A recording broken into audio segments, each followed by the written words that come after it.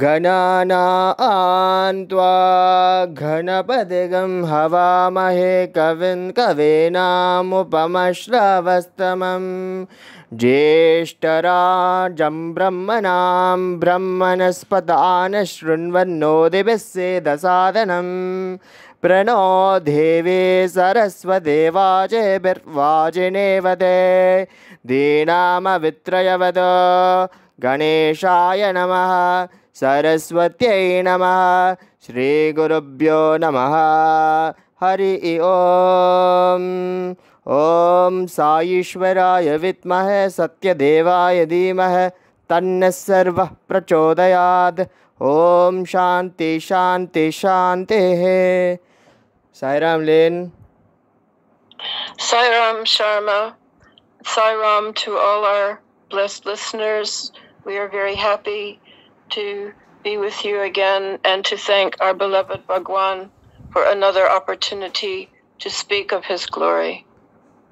Tonight's topic is Leave Your Family to Me. This was spoken by Swami not just to our group but to several of our Sai youth groups from New Zealand who went with Mata Betty in the early 1990s and indeed one day received 5 interviews in one day. And in that interview, one of the youth said to Swami, "Swami, what about our family? Our family does not agree with us being Sai devotees. What can we do?" And this is a topic that comes up with many of us. Either the family is not interested or we want family members to also receive his grace, to receive his healing, to receive some attention from Swami. Because we have had that lightning moment as Sai devotees, the number one step in devotion where we realize he is God. He is Mahadeva. He is Mahavishnu. He is Purna Avatar. He is Lord of Lords. And we want to share that with it's natural to want to share this with those that we love and care about. That is, of course, step 2 in devotion, the missionary stage. However, family may not be so interested and may even resent our excitement over finding Swami because they are not ready or they follow some other form of God. And this has happened to many of us, and I will share a number of incidents that I experienced with Mata Betty, where she spoke about this, and then what happened to myself with my own family. Now, Mata Betty was a Catholic by upbringing. In fact, she said everyone in her small town of Wairoa, New Zealand, were Catholic. And they knew no other life other than what was within the little confines of their little town. Everyone went to Mass, everyone went to confession, and worshipped according to the Catholic faith.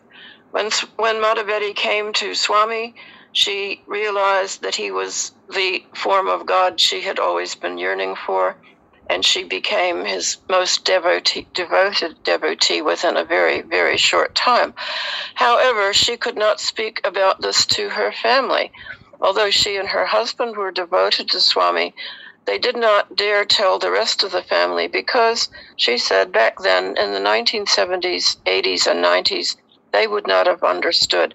And indeed, it remained that way almost towards the end of her life. Now, Mata Betty had a habit of bringing in, she would get little figures out in the village, like little Ganeshas, little statues that you could get in the gift shop made of brass or bronze, and they were just little, and she would take these in for Swami to bless in the days when we could do that. And one day she had an interview with Swami, and she brought in this little Ganesh, and she set the little Ganesh down there at Swami's feet. And she had her eyes on Swami, but suddenly the little Ganesha fell over, and Ma took her eyes off of Swami, because she said it's not the done thing to have Lord Ganesha fallen over at the Lord's feet. So she put the Ganesha up straight. And Swami said to her, hey, hey, hey, hey, hey, hey, hey. In other words, don't you take your eyes off of me for one moment. Then he picked up the little Ganesh and held it in his hands for 15 minutes, then gave it back to Mata Betty. From that point on, the little Ganesha began exuding vibhuti, and he told her, you give this to sick people, you give them the vibhuti.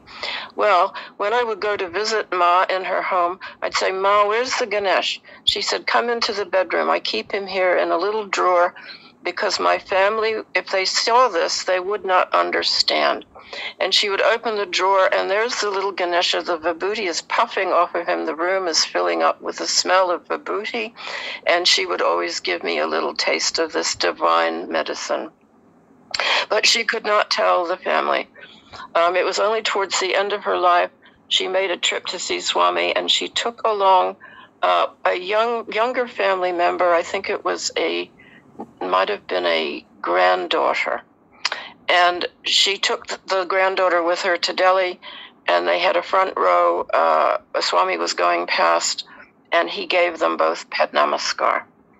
So Ma was very happy about that towards the very end of her life, one of her family was able to see Swami and have Pad Namaskar. This is something that Swami has said, leave your family to me. Now, that's not an easy thing to do, because what if the family is criticizing you for being with Swami? I was raised in a very devout Christian family. We went to church every Sunday. We had to attend Bible school, confirmation, and be very, very devoted to our faith, to Jesus, Father, Son, and Holy Ghost.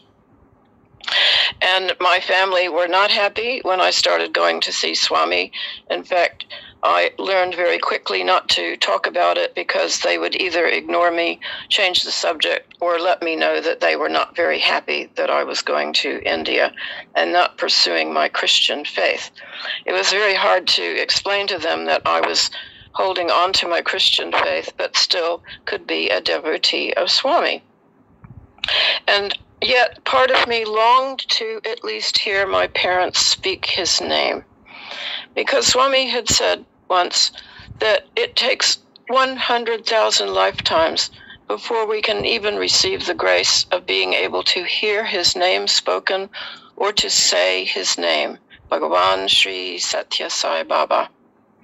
So on one trip, this must have been maybe my 12th or 13th trip, I had been going for quite some time, I told my parents that they could reach me if they needed to. I would be in Prashanti Nilayam, and that if they needed to reach me for any reason, they could call the number of Dr. Pavan.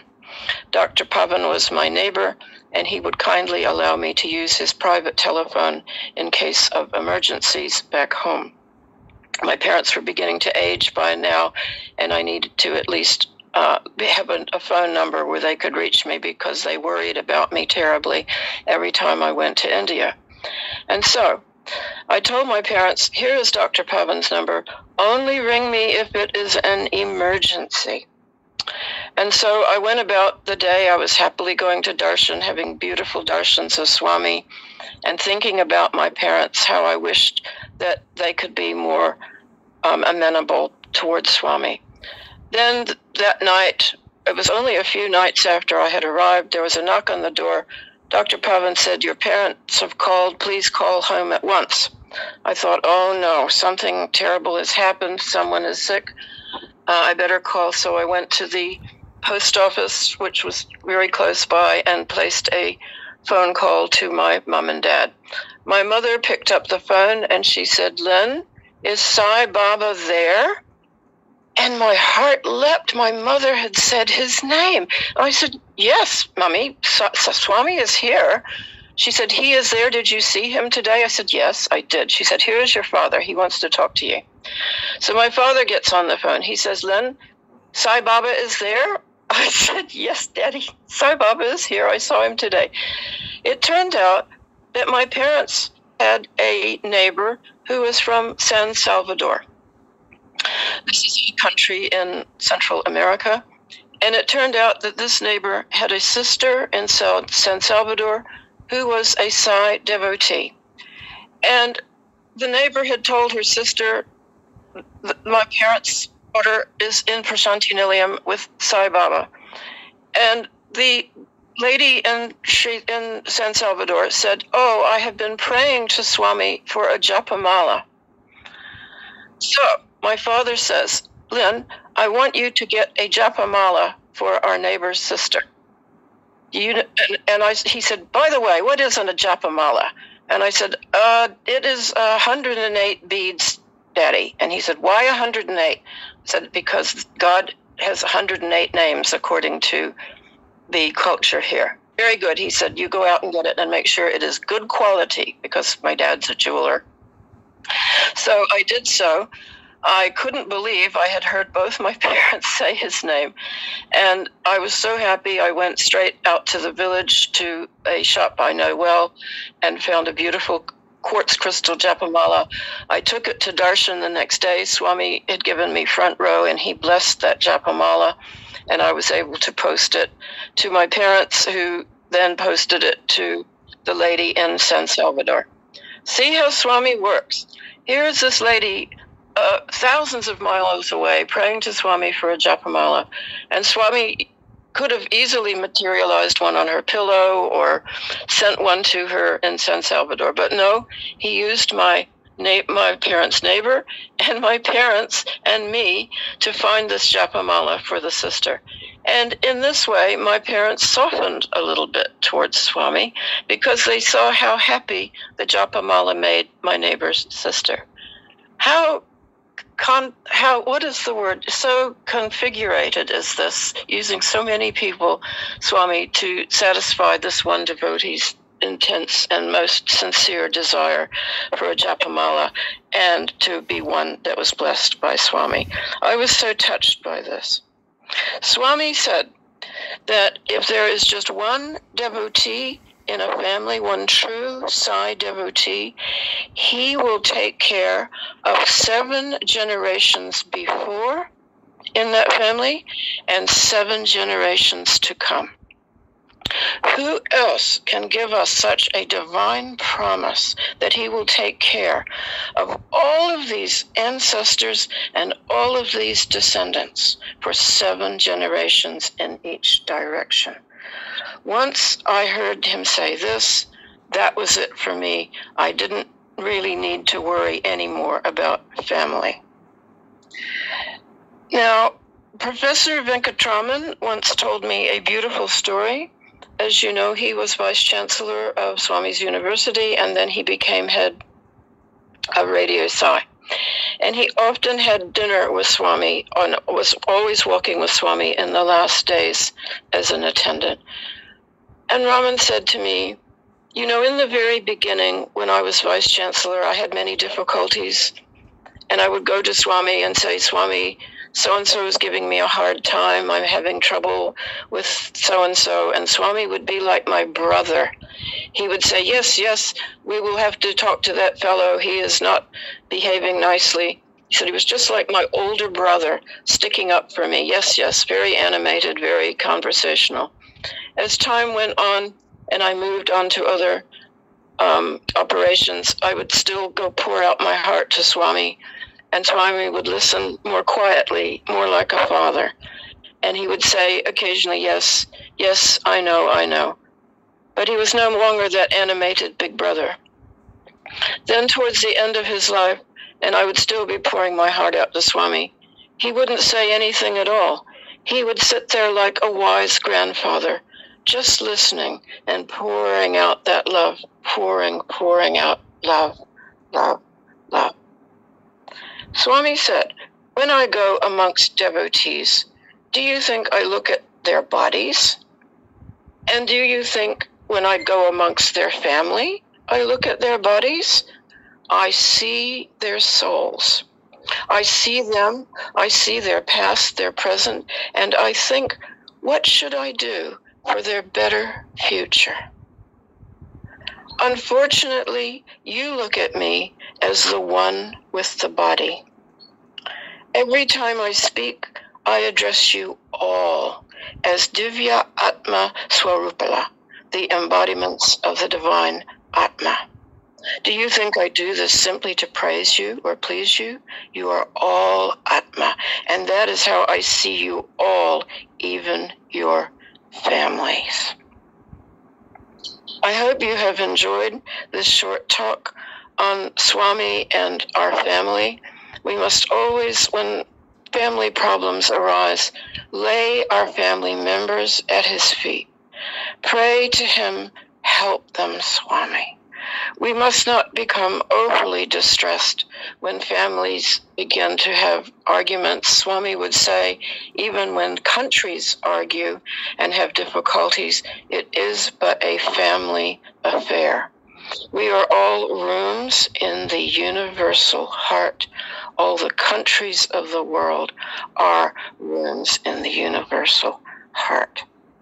And if there is any misunderstanding amongst them, it is but a family affair, said Swami. You are all members of the same family, and I give my love and grace to all.